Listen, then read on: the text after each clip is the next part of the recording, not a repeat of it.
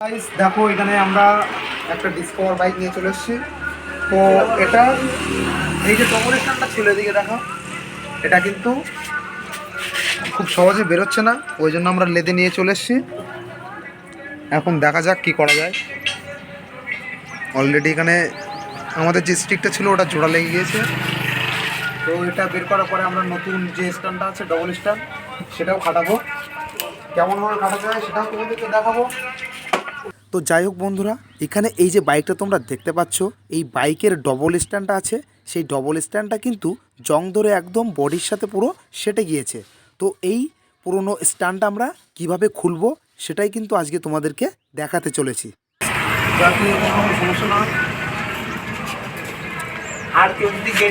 এখানে ডবল স্ট্যান্ডটা বাইরে বের করার জন্য স্ট্যান্ডের ভিতরে যে একটা বুশ থাকে, সেই পাইপ বুশটাতে আমরা গরম করে নিচ্ছি যাতে এটা আরামসে বাইরে বেরিয়ে আসে। তো চলো তোমরা ভিডিওটি একদম শেষ পর্যন্ত দেখতে থাকো, তাহলে বুঝতে পারবে এখানে এই যে ডবল স্ট্যান্ডটা আমরা কিভাবে বাইরে বের করব।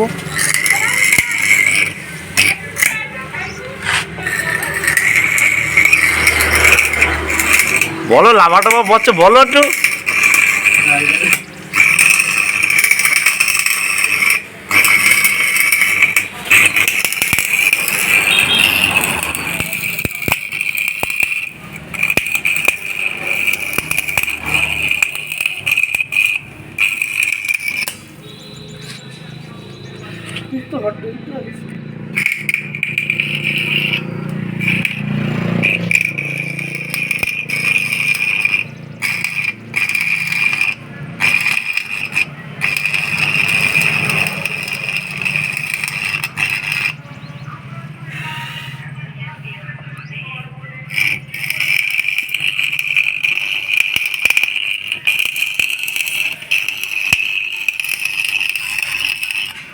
राकेश इधर कुछ आंसर है हमारा। हाँ जी राकेश, হ্যাঁ हमारा किस और काम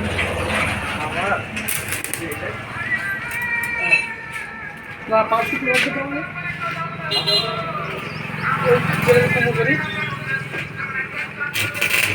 तो देखो लिस्ट में मेरी बात भले ही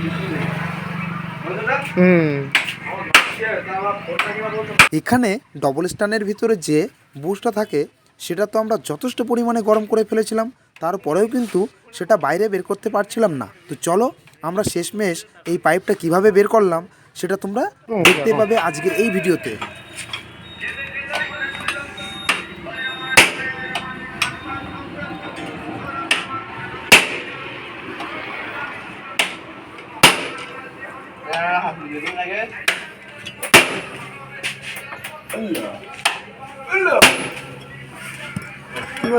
আমরা কিন্তু এখানে হাতুড়ি আর একটা সেনি রড দিয়ে এই বুশটা বের করার চেষ্টা করছিলাম, তাও কিন্তু সেটা বাইরে বের করতে পারছিলাম না।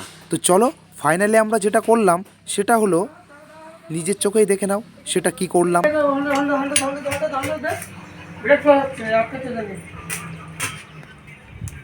এটা পুরো থাম্বনেলে দেবো একদম, যে কি অবস্থা বাইকটা। হ্যাঁ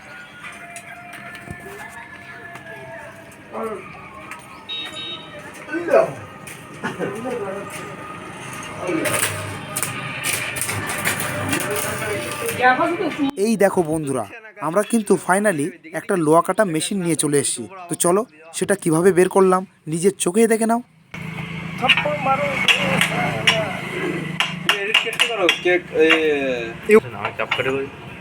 এখন তোমরা একটু মনোযোগ দিয়ে দেখো যে এটা কেমনভাবে বাইরে বের করি। ফোনে চালু করে দিয়ে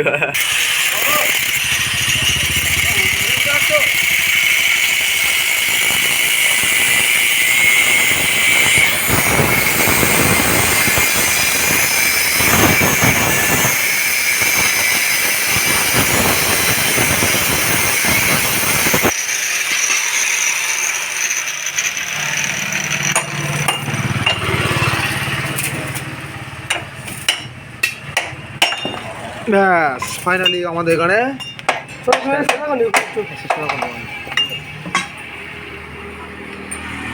চলো বন্ধুরা, আজকের এই ভিডিওতে তোমরা তো দেখেই নিলে যে একটা পুরনো বাইকের ডবল স্ট্যান্ডটা কিভাবে বাইরে বের করতে হয়। তো আজকের ভিডিও এখানে শেষ করে দিচ্ছি, দেখা হবে আবার একটি নতুন ভিডিও নিয়ে।